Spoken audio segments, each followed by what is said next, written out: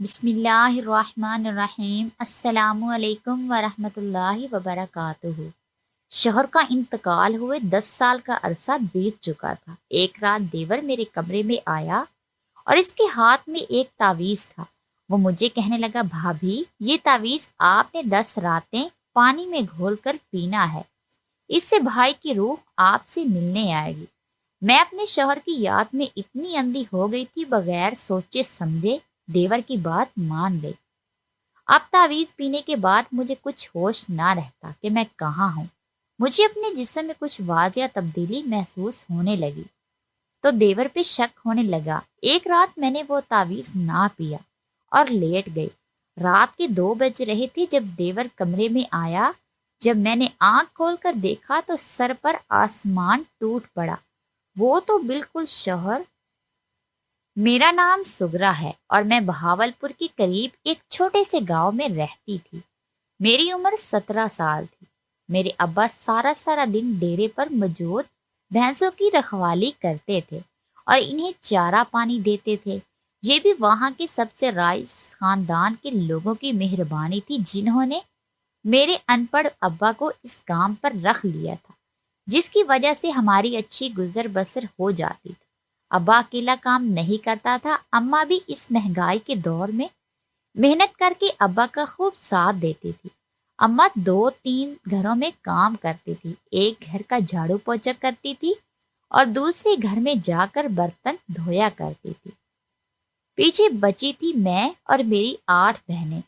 ہر سال بیٹے کی امید لگاتے ہوئے اماں نے 9 بیٹیاں پیدا کر لی تھی۔ سوچا تو یہی تھا کہ اگر ایک ہی بیٹا ہو جاتا تو بڑھاپے کا سہارا بن جاتا، لیکن اب ان کو کون سمجھاتا، جو ہوتا ہے اچھے کے لیے ہی ہوتا ہے۔ اگر ایک بیٹا ہو بھی جاتا تو اس کے اتنے ناز رکھنے اٹھانے تھے کہ وہ بگڑ جاتا اور نافرمان ہو کر اس نے اپنی بیگم کے پیچھے لگتے اپنے اماں ابا کو ہی بے گھر کر دینا تھا۔ آج کل تو دنیا میں یہی سب چل رہا تھا، لیکن اماں نے کسی کی ایک نہ سنی تھی اور بیٹے کے چکر میں مزید 8 بیٹیاں پیدا کر کے بیٹھ گئی تھی۔ وہ اللہ کا شکر ادا کیا اور اللہ نے کبھی ناشکری نہیں کی تھی۔ اس کا کہنا تھا کہ اگر اللہ نے بیٹیاں دی ہیں تو بیاہنے کا وسیلہ بھی بنا دے گا۔ اس کا کہنا تھا کہ اگر اللہ نے بیٹیاں دی ہیں تو بیاہنے کا وسیلہ بھی بنا دے گا۔ میں تو اللہ کا ہر حال میں شکر ادا کرتا ہوں کہ اس نے ہمیں اولاد جیسی نعمت سے نوازا ہے۔ ویسے بھی اللہ کا فرمان ہے کہ جس نے بیٹیوں کی اچھی پرورش کی اور ان کی کفالت کی، جنت میں ان والدین پر فرض ہو جائے گی۔ اور اس عارضی زندگی کا کیا ہے، آج ہے کل نہیں ہے۔ وقت اچھے سے گزر رہا تھا۔ ابا نے اسی گاؤں میں میری 4 بہنوں کے ایک ساتھ شادی بھی کر دی تھی۔ اس کا کہنا تھا جب رشتے مل چکے ہیں تو سادگی سے جتنا ہو سکتا ہے اتنے میں ہی بیٹیوں کو ان کے گھر کا کر دیتے ہیں۔ ابا کی بات بھی ویسے صحیح تھی۔ ہم اتنے غریب تھے، 2 وقت کی روٹی نصیب ہو رہی تھی، اس کے لیے ہم اپنے پروردگار کے شکر گزار تھے۔ ہمارے لیے کون سے شہزادوں نے گھوڑے پر بیٹھ کر آنا تھا، ہم لوگوں نے اپنے جیسے ہی کسی غریب کے گھر بیاہ کر چلے جانا تھا۔ میں 6 نمبر پر تھی، لیکن تھی بلا کی خوبصورت۔ میری خوبصورتی کے چرچے تو پورے گاؤں میں تھے۔ ہر وقت میں تتلی کی طرح یہاں سے وہاں گھومتی رہتی تھی۔ اپنی سہیلیوں کے ساتھ اکثر کھیتوں میں چلی جاتی تھی۔ وہاں کا سبزہ دل کو خیرہ کرتا تھا۔ میرا دل کرتا تھا وہاں بیٹھی بس سبزے کو ہی دیکھتی رہوں۔ اسے دیکھتے آنکھوں کو ٹھنڈک ملتی تھی۔ ان سب میں معلوم ہی نہ ہو سکا کہ کب آنکھوں کی ٹھنڈک سبزے سے ہٹ کر اس پر چلی گئی، جو اب میرے دل کی واحد سے بڑی شان سے برجمان ہو چکا تھا۔ وہ گندمی رنگت کا حامل پرکشش نئے نقش کا مالک کوئی اور نہیں بلکہ عثمان تھا۔ وہ تو میری خوبصورتی پر مر مٹا تھا، ورنہ میرے باپ کے پاس اسے دینے کے لیے پھوٹی کوڑی بھی نہ تھی، لیکن وہ اس بات سے اچھی طرح واقف تھا۔ ہم دونوں ایک دوسرے کو پسند کرنے لگے تھے۔ وہ اکثر مجھے اپنے ہی کھیت سے پھل اور سبزیاں تحفے میں دے دیا کرتا تھا۔ میں گھر لے کر جاتی تو اماں خوش ہو جاتی تھی۔ اگلے روز پھر سے میں اس کے پاس چلی جایا کرتی تھی۔ اب میں بے فکر ہو چکی تھی۔ گھر میں مجھ سے ایک بڑی بہن اور 3 چھوٹی بہنیں موجود تھی، اس لیے کام کاج کی کوئی فکر ہی نہ محسوس ہوتی تھی۔ آج کل رشتے والی خالہ بڑے چکر لگا رہی ہے تیرے گھر، عثمان نے گنے کو اپنے دانتوں سے چھیلتے ہوئے مجھ سے پوچھا تھا۔ ہاں، وہ آج کل کسی لڑکے کی تصویر لے کر آ جاتی ہے۔ اب اماں کا دل ہے اپنی باقی بیٹیوں کو بھی جلد رخصت کر دے، اس لیے بچوں کے رشتے کے لیے کہا ہے۔ اماں نے خالہ کو میں نے عثمان کے سامنے ساری بات کھول کر رکھ دی تھی تاکہ وہ بھی اپنا رشتہ میرے گھر بھیج دے۔ یہ تو بہت اچھے طریقے سے جانتی تھی کہ وہ مجھ سے بہت محبت کرتا ہے، لیکن بغیر شادی کے یہ محبت کسی کام کی نہیں تھی۔ ایسے محبت کا فائدہ ہی کیا ہونا تھا جب ہم لوگ ایک دوسرے سے شادی ہی نہ کر پاتے۔ یہ تو بہت اچھی بات ہے، تیری بہن کے لیے رشتہ دیکھ رہی ہوں۔ تیرے اماں، میں تیرے بارے میں اپنی اماں سے بات کرتا ہوں اور تیرے گھر میں رشتہ بھیجتا ہوں۔ کہیں ایسا نہ ہو کہ رشتے والے تیری بہن کو دیکھنے کے لیے آئیں اور تجھے دیکھ کر پسند کرتے چلے جائیں۔ تو ہے بھی اتنی سونی، میں تم سے بہت محبت کرتا ہوں، اس لیے اپنے دل میں کبھی بھی میرے علاوہ کسی اور کا خیال نہ لانا۔ تو میری امانت، اور میں جلد ہی اپنی امانت کو دھوم دھام سے بیاہ کر اپنے گھر لے جاؤں گا۔ عثمان نے محبت بھری نظروں سے دیکھتے ہوئے مجھ سے کہا تھا۔ اس کی باتیں سن کر تو میں خود کو ہواؤں میں اڑتا ہوا محسوس کر رہی تھی۔ ہم دونوں ایک دوسرے سے محبت کرنے لگے تھے اور جلد ہی ایک دوسرے کے ساتھ ایک پاک بندھن میں بندھنے والے تھے۔ مجھے پورا یقین تھا عثمان اپنے گھر والوں کو راضی کر لے گا۔ میرے ابا کو تو کوئی اعتراض ہونا ہی نہیں تھا، وہ تو پہلے ہی سیدھے سادے انسان تھا۔ ہاں، تو صحیح کہہ رہا ہے، میں بھی تو اسے پیار کرتی ہوں، لیکن پتہ نہیں، دل میں ایک عجیب سی گھبراہٹ ہوتی رہتی ہے، جسے تو ایک سہانا سا خواب ہے جو کبھی پورا نہیں ہو سکتا۔ کافی دنوں سے مجھے برے برے خواب آنے لگے ہیں، میں ان سب سے لاکھ پیچھا چھڑوانا چاہوں تو نہیں چھڑوا سکتی۔ پتہ نہیں دن بہ دن مجھے کیا ہوتا جا رہا ہے، میری سوچوں پر میرا اختیار نہیں رہا ہے۔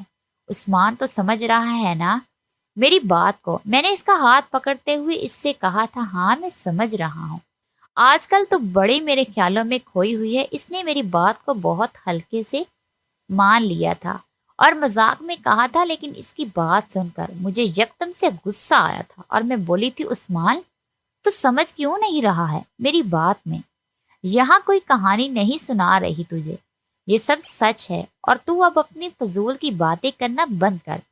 اب میں جا رہی ہوں، اب میں تجھ سے تیرے گھر پر تیری سیج سجائے ہی ملوں گی، اور اگر تو اپنے گھر والوں کو نہیں بھیج سکتا تو بتا دے، کیونکہ اب اگر میرا کوئی رشتہ آیا تو میں ہاں کر دوں گی اور تیری جگہ کسی اور کو اپنے سارے حقوق سونپ دوں گی۔ غصے میں میرے منہ میں جو کچھ آیا تھا اسے بولتے ہوئے میں اسی وقت وہاں سے اٹھ کر اپنے گھر چلی آئی تھی۔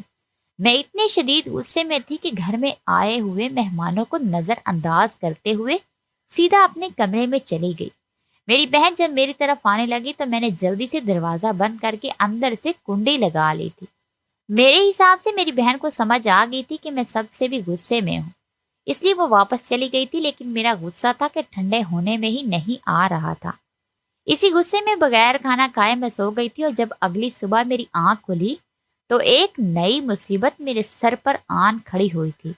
عثمان کے مذاق میں بولی ہوئی بات سچ ہو گئی تھی۔ کل جو لوگ میری بہن کا رشتہ دیکھنے کے لیے آئے تھے وہ مجھے دیکھ کے پسند کر کے جا چکے تھے، اور جہاں تک ابا اور اماں کو دیکھ کر لگ رہا تھا، کیونکہ کوئی اس چیز پر کوئی اعتراض نہیں ہے، جب میری بہن نے مجھے یہ سب باتیں بتائی تو میرا سر الگ سے درد کرنا شروع ہو چکا تھا۔ اب میرا دل کر رہا تھا کہ میں واقعی جا کر عثمان کا گلا دبا دوں، جس نے کل فضول گوئی کی تھی، اور شاید اس کی قبولیت کا وقت تھا، یہ شاید اس کی زبان ہی کالی تھی۔ میں کیسے بھی کر کے گھر سے بہانہ لگا کر دوبارہ عثمان سے ملنے چلی گئی تھی، اور جاتے ہی اس پر برس پڑی تھی۔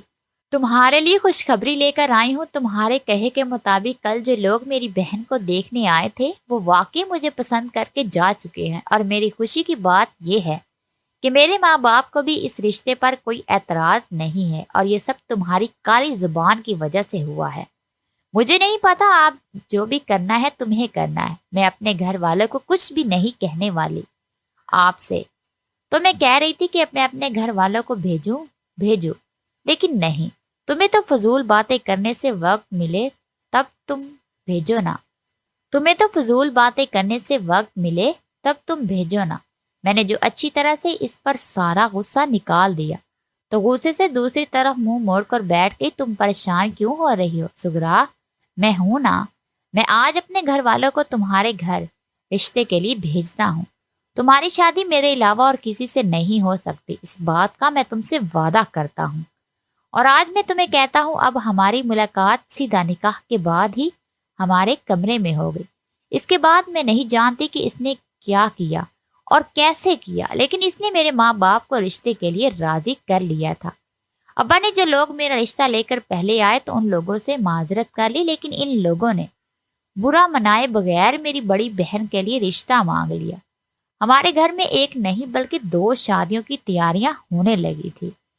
اماں ابا سے جو کچھ ہو سکتا تھا وہ اپنی پوری کوشش کر رہے تھے۔ وہ دونوں جہاں پر کام کرتے تھے وہاں کے مالکوں نے بھی 2 بیٹیوں کی شادی کا سن کر ہماری مدد کی تھی۔ یوں میں بیاہ کر عثمان کے گھر آ گئی تھی۔ عثمان بہت اچھا تھا، وہ مجھ سے بہت محبت کرتا تھا۔ میرے سسرال میں ہم صرف 5 لوگ رہتے تھے، ساس سسر میں میرا شوہر اور ایک دیور۔ میں بہت خوش مزاج لڑکی تھی، شوہر دیور اور باقی گھر والوں کا بہت اچھے سے خیال رکھتی تھی، ان کی پسند کے کھانے وغیرہ بناتی رہتی تھی۔ بہت جلد ہی میں نے ان سب کے دل میں گھر کر لیا تھا۔ لیکن شاید میری زندگی میں خوشیاں بہت ہی کم وقت کے لیے آئی تھی۔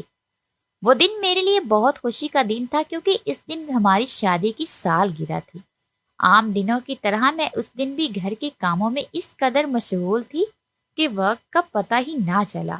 جب میرا دیور اچانک اپنے کمرے سے باہر نکلا تھا اور میرے شوہر سے بولا تھا، بھائی یہ میرے کمرے کے پنکھے کو نہ جانے کیا ہو گیا ہے، آ کر ذرا چیک تو کرنا۔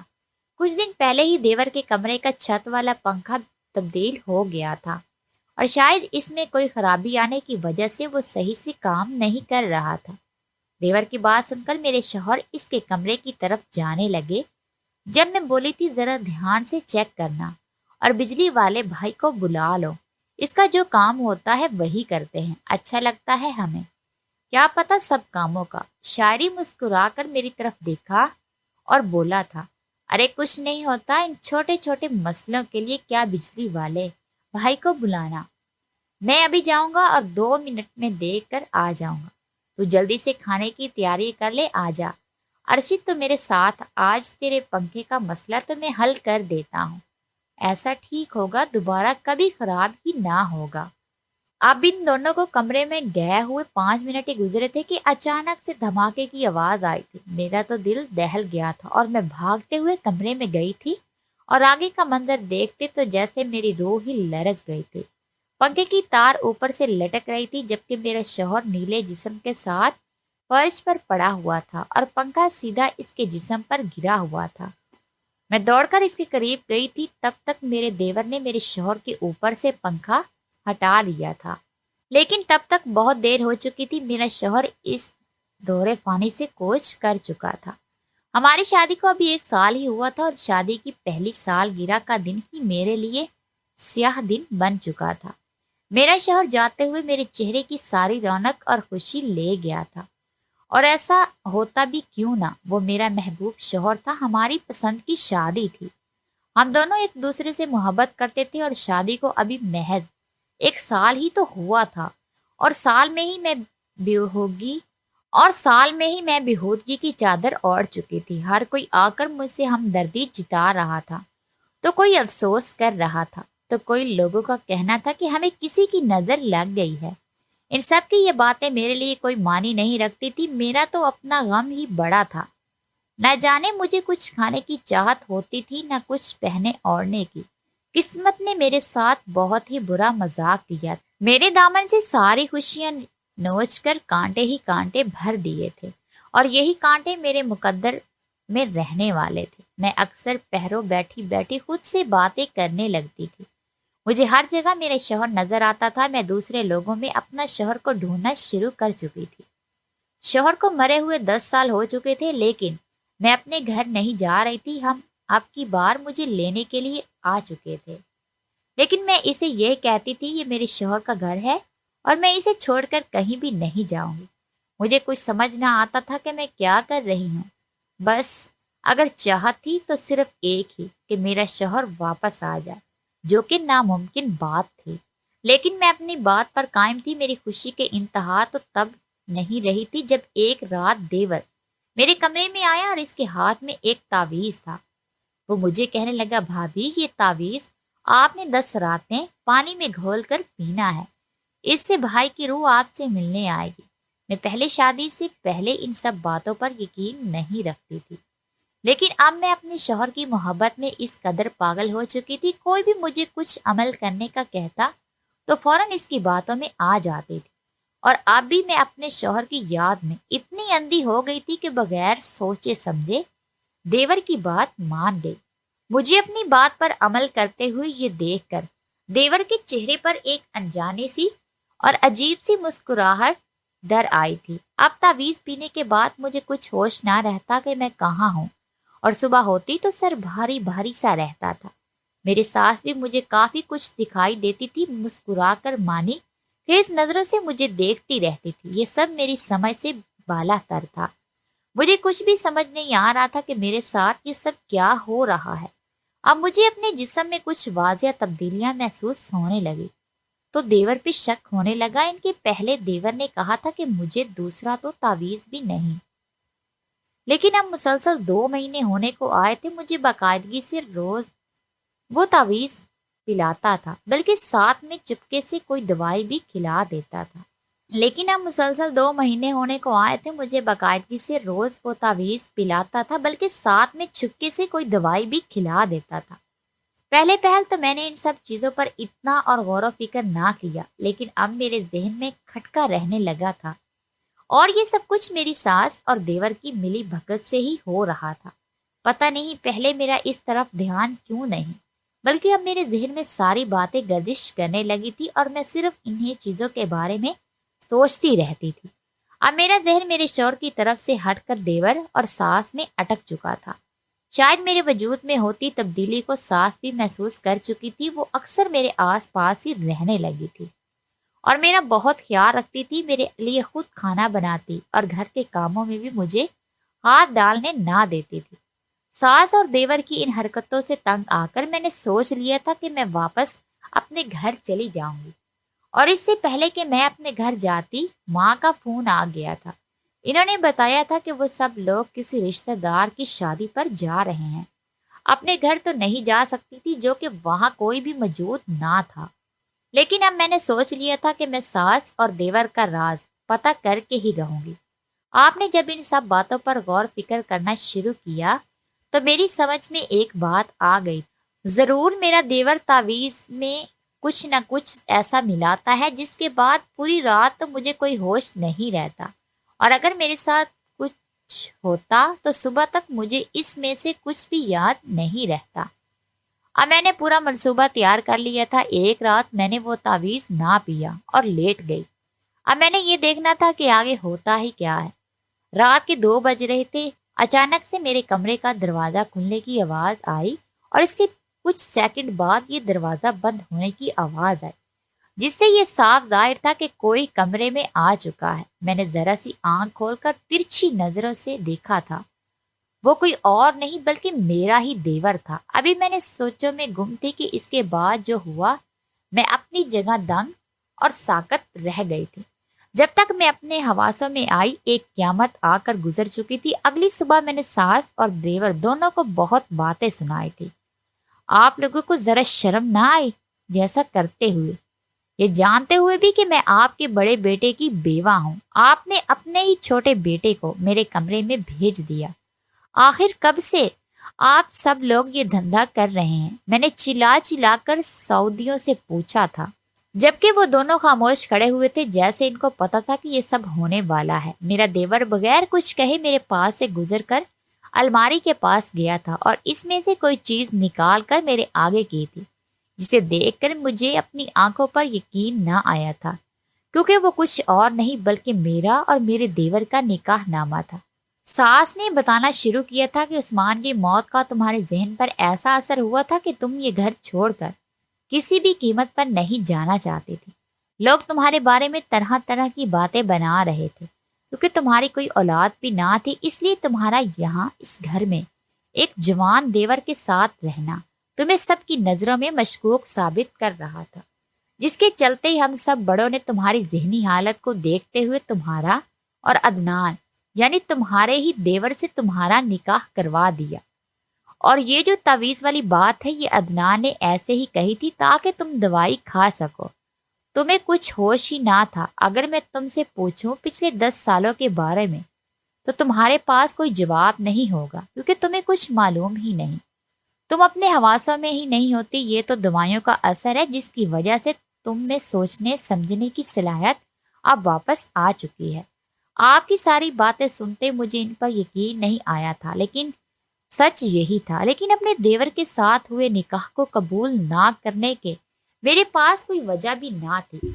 मैं आज भी उस्मान से बहुत प्यार करती हूँ और शायद आगे भी करती रहूंगी, क्योंकि वो मेरी पहली मोहब्बत था और मैं इनके घर को छोड़कर नहीं जाना चाहती थी। इसलिए मैंने इस रिश्ते को आगे बढ़ाने का फैसला कर लिया था। और वक्त ने बता दिया था कि मैंने कोई गलत फैसला नहीं किया। अदनान ने भी मेरे पहले शौहर की तरह बहुत ही मोहब्बत करने वाले हम सफर साबित हुए थे। शायद मेरा और उस्मान का इतना ही साथ था। आज मेरा एक बेटा और बेटी है। बेटे का नाम मैंने उस्मान रखा है। मेरी खुशकिस्मती यही है कि मेरे शौहर को इस चीज से कोई मसला नहीं कि मैं आज भी उस्मान को याद करती हूँ, क्योंकि वो जानता है कि उस्मान की और इसकी मेरे दिल में अपनी अपनी जगह है। मेरा शौहर मुझ पर जान छिड़कता है। मैं अपने रब की बहुत शुक्रगुजार हूँ। इसने मुझे अपनी रहमत से नवाजा था। इस रब का खास करम था मुझ पर, वरना शायद मैं आज भी अपने साबका शौहर के साथ वाली कब्र में सो रही होती। अल्लाह से दुआ है अल्लाह सबके नसीब अच्छे करे और आजमाइशों पर खड़ा उतरने की हिम्मत और ताकत अता करे। आमीन। आपको क्या लगता है आज की दुनिया में भी इस तरह के भाई होते हैं जिस तरह उस्मान के भाई ने मेरा ख्याल रखा था, बल्कि मुझे अपने साथ एक पाक बंधन में बांधा था? क्या मैंने देवर के साथ हुई शादी को कबूल करके सही किया था? क्या मुझे अदनान से तलाक लेकर अभी भी अपने साबका शौहर का गम मनाना चाहिए था और सारी जिंदगी इसकी याद में गुजार देनी चाहिए थी?